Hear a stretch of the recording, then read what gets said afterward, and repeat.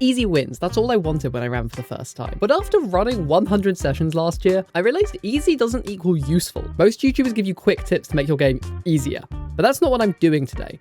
I'm giving you strategies that will actually make your game better, but are hard. So before we get into how to create deeper plots, how to make your players care about your world building, let's deal with some problem players. This one's not hard because it takes time, it's hard because it's emotional. We all have that one player we like who goes on their phone, thinks they're the main character, fights with the other players. Social issues are hard to explain in a video because they're different for you and me and every other game we've ever played. But the key is always communication. Talking to your player, explaining what they're doing wrong and why they should stop doing it is always the key to fixing the problem. I've seen too many GMs shy away from doing anything. It's too easy to just ignore the problem, not say anything because you don't want to upset the player. But if you've got a player causing a problem, not doing anything is part of the problem. If you tell a player they're doing something wrong and they keep doing it, then they're definitely a wangrod. If you tell someone they're doing something which is annoying and they stop doing it, you've solved the problem. Both ways, you now have a clear solution. Either the person stopped doing the problem or you can remove them from your game. Most human beings don't want to cause a problem at the table. They want to be liked by the other players, and if you talk to them, you can fix that. I did say these would be hard. Next, if you want to improve your player's immersion, you need the 3Ds. Stop being so dirty-minded. Delay. When your players have a question you don't know the answer to yet, wait a moment before answering. Try to move the problem forward. Tell the players where they can find the information, but not the information itself.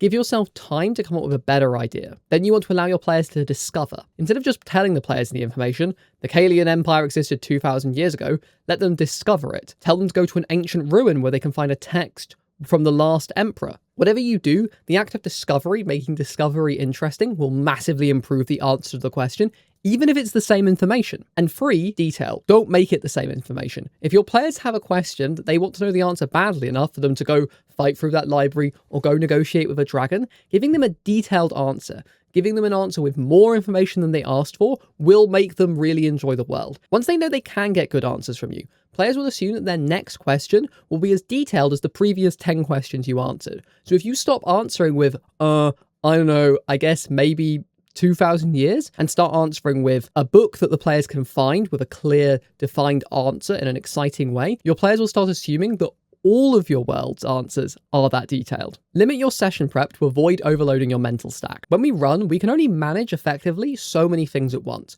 We can't roleplay amazingly, play perfectly tactical combat, and do 15 other things like managing the player's behavior and all of this stuff. That means a lot of GMs end up using prep as a crutch instead of a tool. Take NPCs for an example. When we first start running, we probably just have a guard. Maybe at most you have a name and the information they know written down on the back of an envelope. As you run more, eventually you're going to realize that all of your guards end up being called Bob, and they have a voice a little bit like this, and they're a little bit afraid of things. And players start to notice that.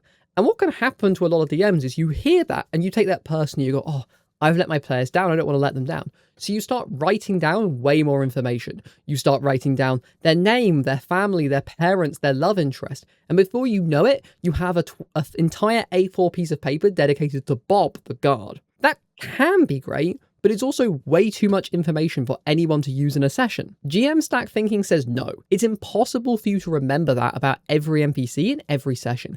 And it's also impossible for you to actually prep that much for everything. The key to the mental stack is understanding that when you do something for the first time, it feels hard. It takes all your brain power. For instance, at the moment, I'm learning to come up with draw steel combats on the fly. I don't prep every single part of every single combat before the session now. I prep generally what's going to happen, but I wait until the session to see what I need to get a feel for the session. When I first did that, it was super overwhelming. I was slow, I was bad at it. But now, when my players surprise me with a new plan or a new way of dealing with the problem, I can respond with a combat that feels like I've prepped it. If we learn when we fail that we need to make more notes, we're not learning to be a game master. We're learning to be a note maker. And that's not our jobs. It's the players' jobs to make notes. It's our jobs to run a cool game. Okay, a quick one. Creating clear rewards. For some groups, it can be really hard to figure out what they're supposed to be doing, what they can do, what they can't do, and why they should do it. I've got into a habit, particularly with newer players or newer groups, of writing down possible quests they can go on and the rewards. It can be really useful for the players, particularly if there's gaps between sessions, to remember quests they might have gone months ago. And for newer players, it can give them a reason to do the quest. Some players don't understand that when you say ruined dungeon from an ancient civilization, it's probably going to have magic items in it. And when a Thieves Guild offers you a quest, they're probably going to pay you money. Particularly in a game like Draw Steel, where the reward system is quite player-facing, sometimes players will want to go on certain quests to get renown, or they'll want to go on certain quests to get a magic item. It can actually work to make your players more engaged with your story and more engaged in playing the game. Some players won't like it so much, particularly roleplay-based players who want to feel immersed. It can feel like it's taking you out of the game, which is why we need to remember our 3Ds. Let them discover it. Not all quest hooks have to be given out of game in this way. You can have an NPC in world tell the players to do a thing and what they'll get out of doing it. It's just a conscious thing you have to do as the DM. And it can really elevate your game if you do it right. 5. The B plot. Imagine your players are searching across the island of Bolt in search of the Temple of Death, because there's been a curse placed in the world, so everyone who's ever been healed or revivified is now dying. That can be really fun at first. The first 3 sessions are going to be very hype, but once your players realize they're going to spend 10, maybe 15 sessions searching through jungle, it's going to get quite flat. It's going to get quite boring. They're going to get good at avoiding your problems you put in front of them. So you need a B plot. You need a second plot which is happening, which is unconnected from the main plot. In my experience, my favorite B plots to run are antagonist B plots instead of villain B plots. Instead of having someone who is definitely evil, who the players need to stop, give the players someone who is kind of secondary. They have maybe the same goals as the players, but different methods. Or they have different goals, but similar methods. A classic B plot is a rival party searching for the same treasures as the players. But another example would be, I ran a game recently where the players were in the town of Doneglon when it got attacked. In the town of Doneglon, there was a small militia. But when they were attacked, instead of defending the town, instead of helping the people, the leader of the militia ordered an immediate retreat across the river. He did this because he thought the battle was lost and he didn't want to risk his men. The players were infuriated by this. They wanted so bad to just get him to do what they wanted him to do.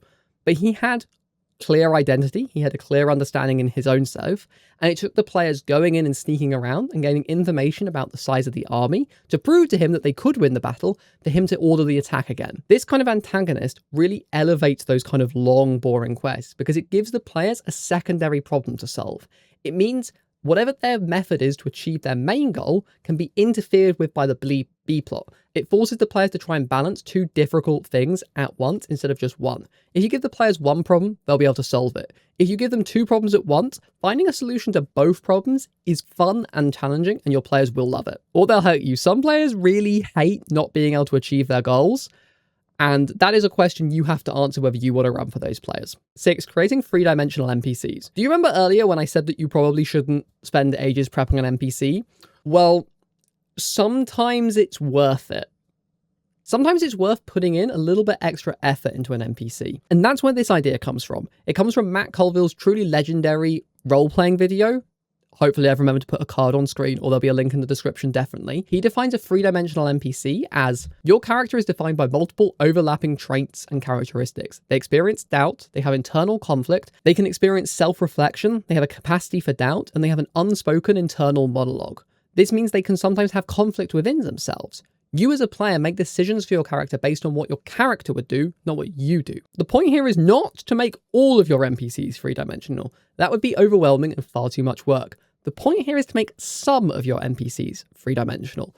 Having key NPCs like the guard mentioned before, or an important negotiation the players are going to have, can really elevate your game. I can't make a 3-dimensional NPC on command. I don't think anyone can. But I have a framework that I think could help you. I asked myself the following questions. What does my character look like? How do they talk? Their cadence? How fast or slow do they talk? Their volume? How loud or how quiet do they talk?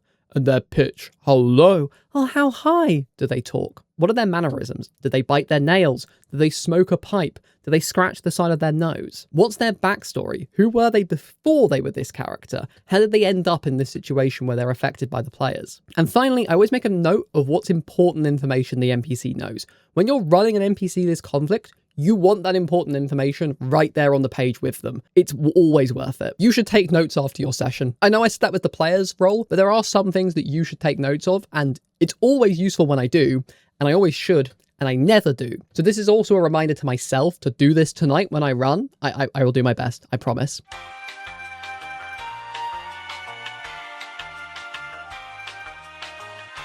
You should make notes of probably these 4 things only. That's all it really needs. What rewards did you give the players this session? I can't tell you how many times I've forgotten what magic items, titles, renown, wealth, gold, silver, copper pieces I've given the players. It would be so useful to have that stuff written down. At the end of the session, how many recoveries, how much stamina, and how many victories do they have? The number of times I've asked players between this session or prepped combats that are way too hard, not knowing that my players are basically out of hit points. Any questions they ask that I'm still in the delay phase that I need to make discoverable and detailed, and any smart ideas or ideas that now seem stupid, so I remember I did them. If I've invented a new NPC, if I've invented a new quest, if I've invented a new god, I need to remember that because I will forget. Am I actually going to do this after my sessions? No, there is a 0% chance. This is the one. It's too hard for me. It's worth it, but it's too hard for me. I don't do it. You should be seeing a card on the screen currently, taking you to my playlist, Drawing the Steel. It has all my DM, GM, Director, D&D, Draw Steel, all of the game advice in it.